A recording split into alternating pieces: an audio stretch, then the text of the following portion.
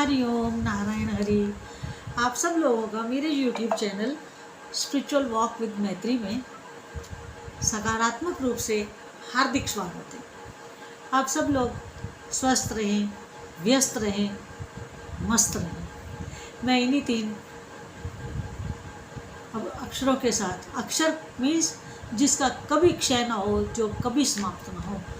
क्षर होता है समाप्त होना, नष्ट होना। अक्षर है जो कभी नष्ट नहीं होता। तो इसीलिए इसी भावना के साथ, इसी कामना के साथ, इसी प्रार्थना के साथ मैं इसे मंत्र के तौर पे आप सब लोगों को शुभकामनाएं देती हुई शुरू करती हूँ रोज़ अपना वीडियो। तो आज जो मैं आपको स्पिरिचुअल वॉक पे लेके जा रही हूँ, उसमें सबसे ज़्यादा महत्वपूर्ण विजडम है। लोग अक्सर क्वेश्चन ये करते हैं कि जब हमारे इष्ट देव, हमारे प्रभु, हमारे भगवान 2 पत्नियां रख सकते हैं, हम क्यों नहीं? तो फिर हम क्यों नहीं? देखिए, गणेश जी से ही हम शुरू करते हैं। आजकल उन्हीं का एक दिन चल रहा। गणेश जी की 2 पत्नियां हैं, रिद्धि और सिद्धि। ठीक, विष्णु भगवान की 2 पत्नियां हैं, भूदेवी, श्रीदेवी। अब गणेश जी के बड़े भाई को ले लें, कार्तिकेय जी की भी 2 पत्नियां हैं, वाली और देवसेना। अब बहुत सारे लोग इस तरह का क्वेश्चन हमारे आगे करते भी हैं, तो हम मुस्कुरा के चुप हो जाते हैं, उनको कोई जवाब नहीं देते। आज मैं इस वीडियो में जवाब देना जरूर चाहूँगी उन सब लोगों को जिन्होंने बहुत बार मेरे से इस क्वेश्चन को किया है। देखिए, गणपति जी का ही एग्जाम्पल लेके मैंने शुरू किया था और उन्हीं से ही जब शुरू करती हूँ। वो केवल पेट से ही मोटे नहीं हैं, वो बुद्धि के देवता हैं, वो बुद्धिशाली हैं, बुद्धिमान हैं, उनकी विजडम बहुत तेज है, विघ्नहर्ता है ना। तो क्या है कि जब भी कोई व्यक्ति साधना करता है, तपस्या करता है, अध्यात्म के रास्ते पे चलना शुरू करता है, अपने भीतर की यात्रा शुरू करता है, बाहरी यात्रा नहीं, आंतरिक यात्रा, तो धीरे धीरे करते करते उसको पहले क्या मिलती है? रिद्धि। रिद्धि क्या है? वेल्थ। सिद्धि क्या है?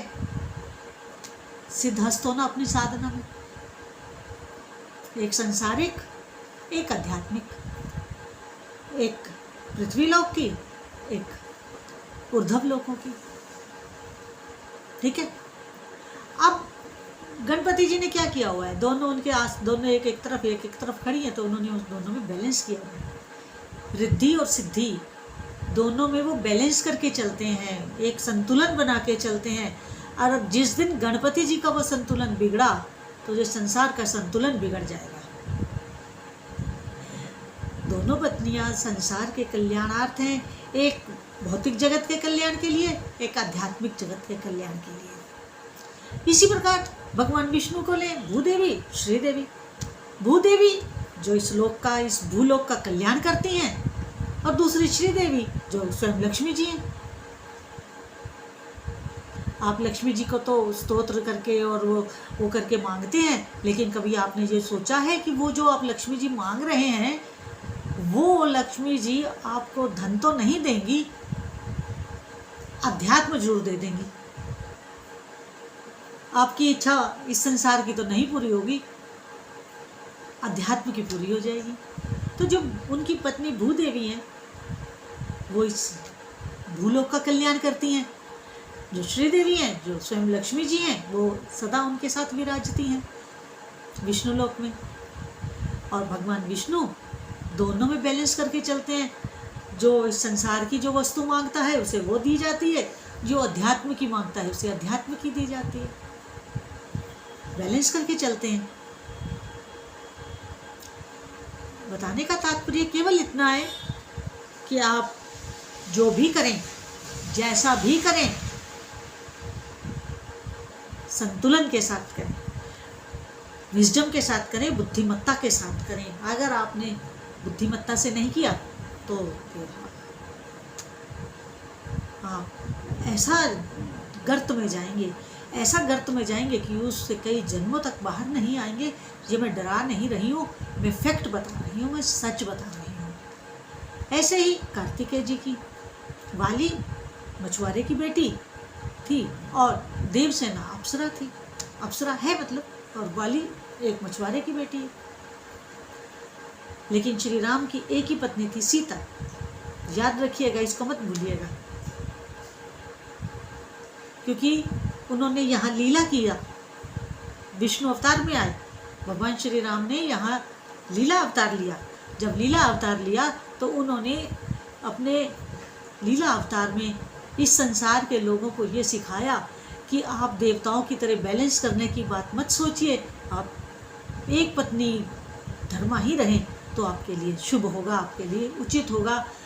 क्योंकि बहुपत्नी देवी देवताओं के लिए तो ठीक है, क्योंकि उन लोगों को क्या है, जो हमारे इष्ट देव हैं, उनका जो एक तो वो इस ऐसे शरीर में नहीं है। हमारे 5 तत्वों की कन्फिग्रेशन और उनके 5 तत्वों की कन्फिग्रेशन में अंतर है। हमारी ये स्थूल बॉडी है, उनकी स्थूल बॉडी नहीं है। और जो ये सब बताया जाता है, रिद्धि सिद्धि, भूदेवी, श्रीदेवी, वाली, देवसेना, तो ये सारे प्रतीकात्मक भी हैं, समझाने के लिए भी है। और प्रभु ये बताना चाह रहे हैं कि हमारे पास जो हमें ड्यूटीज़ दी गई हैं इस सृष्टि के निर्माण के समय, उनको निर्वाह करने के लिए, उन सारी ड्यूटीज़ का उनको आवश्यकता होती है। अलग अलग डिपार्टमेंट सबको सौंपने के लिए। आपको मेरी बात अजीब लगेगी, लेकिन ये सत्य है। इसलिए वो तो ऐसा कर सकते हैं, सक्षम हैं। जब वो इतनी बड़ी सृष्टि को संभाल सकते हैं तो वो 2 पत्नियों को भी संभाल सकते हैं। लेकिन भगवान श्री राम ने, प्रभु श्री राम ने एक पत्नी का वो करा। उनकी पत्नी का नाम सीता ही था और वो सदैव एक ही पत्नी के साथ रहे। तो वो संसार को बताने के लिए था। मर्यादा पुरुषोत्तम थे, मर्यादा में रहे और उन्होंने यही सिखाया कि यहाँ के जो जीव हैं वो भी मर्यादा में रहें, मर्यादा का उल्लंघन ना करें। और जो व्यक्ति मर्यादा का उल्लंघन नहीं करता है वो प्रभु का आशीर्वाद जरूर पाता है, वो जरूर आगे जाता है, निश्चित रूप से उसका कल्याण होता है। और देवी देवताओं के पास तो पूरी सृष्टि को करने का कार्य है और वो उन्हें करना पड़ता है। अगर आज एक भी हमारे देव या देवी देवता एक भी अपनी ड्यूटी से आधे क्षण के लिए भी इधर से उधर हो जाएं तो प्रलय आ जाएगी, उथल पुथल हो जाएगी एकदम पूरी सृष्टि में। तो देखिए उनका कितना कड़ा नियम है।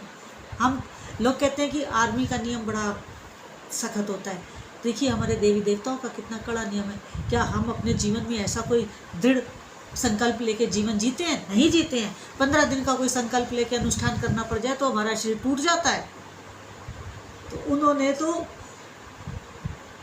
सदैव के लिए उन ड्यूटीज़ को ले रखा। हम इस दुनिया से चले जाएंगे, फिर जन्म लेंगे, फिर चले जाएंगे, फिर आएंगे, लेकिन उनकी वो सारी कर्तव्य यथावत चलते रहते हैं। कल्पना कीजिए कितना आसान, कितना कठिन है उनका जीवन। और फिर तरह तरह की हम लोगों की मांगे, हमारी इच्छाएं पूरी हो जाए तो खुश, ना पूरी हो जाए तो जो बोलते हैं सो बोलते हैं। तो आज मैंने ये छोटा सा वीडियो दिया मैंने, ताकि मर्यादा में रहे सब लोग, देवी देवताओं का इस तरह के क्वेश्चन ना करें, क्योंकि वो अनुचित हैं। क्योंकि ना हमारे में वो बुद्धिमत्ता है, ना वो क्षमता है पृथ्वी लोक के वासियों के लिए, या पृथ्वी लोक जैसे अन्य मृत्यु लोक के वासियों के लिए।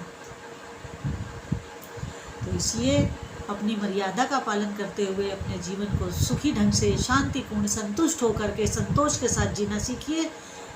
बहुत ज़्यादा इच्छाएं अपने अंदर मत पालिए।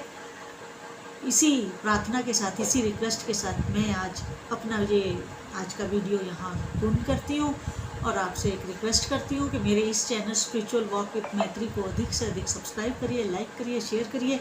हरि ओम नारायण हरि।